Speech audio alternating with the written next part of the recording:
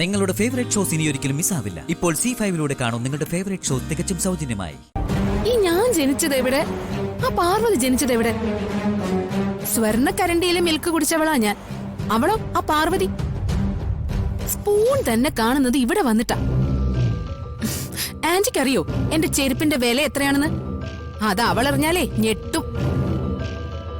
ഞാൻ ഇടുന്ന ഡ്രസ്സുകളുടെ പ്രൈസ് കേട്ടാ പാർവതി ഷോക്കേറ്റ് ചാവും.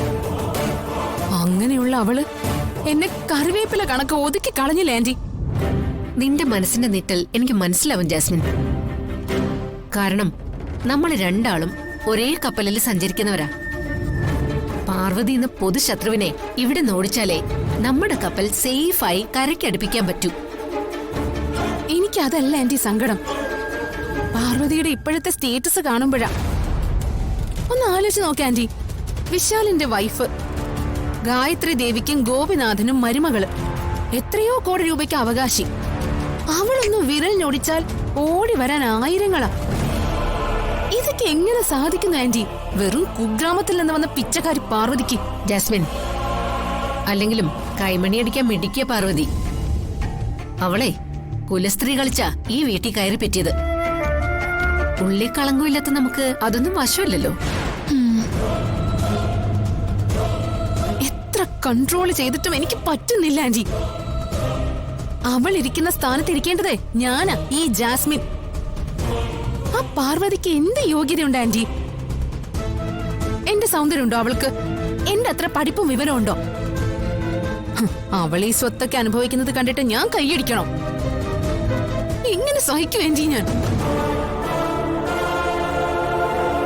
ഇത് കുട്ടിച്ചാത്തൻ സേവ തന്നെയായിരിക്കും ജാസ്മിൻ.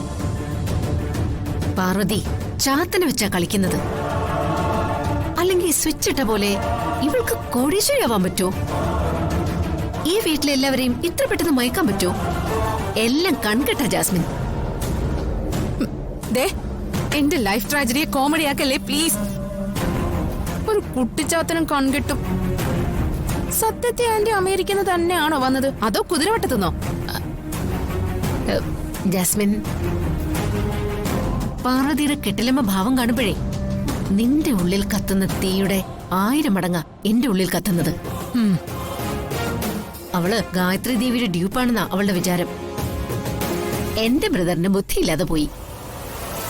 മൊത്തം സ്വത്തും അവളുടെ പേരിൽ എഴുതി വെച്ചിട്ട് കയ്യും കാലും അനങ്ങാതെ കിടപ്പായി. ഇപ്പൊ വിശാലും പാർവതിയുടെ പാവാട ചരടിലായി. നിന്റെ അവസ്ഥ തന്നെയാ ജാസ്മിൻ എനിക്കും. എന്ത് ചെയ്യണമെന്നറിയില്ല. നീ നിന്റെ ദേഷ്യം പ്രകടിപ്പിക്കുന്നു, ഞാനത് പ്രകടിപ്പിക്കുന്നില്ല. അത്രേ ഉള്ളൂ നീ ഞാനും തമ്മിലുള്ള വ്യത്യാസം. ഈ പാർവതിയെ പഞ്ഞിക്കിടാൻ ഒരു വഴിയില്ല ആന്റി. എത്രയോ പേർക്ക് പണി കൊടുത്തവളാ ഈ സുശീല.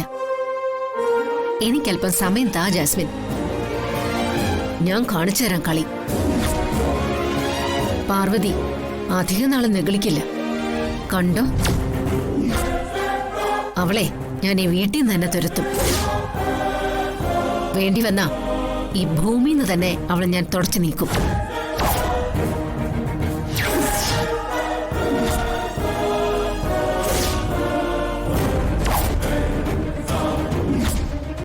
ഡൗൺലോഡ് ചെയ്യൂ C5 ആപ്പ്. കാണൂ എല്ലാ എപ്പിസോഡുകളും സൗജന്യമായി.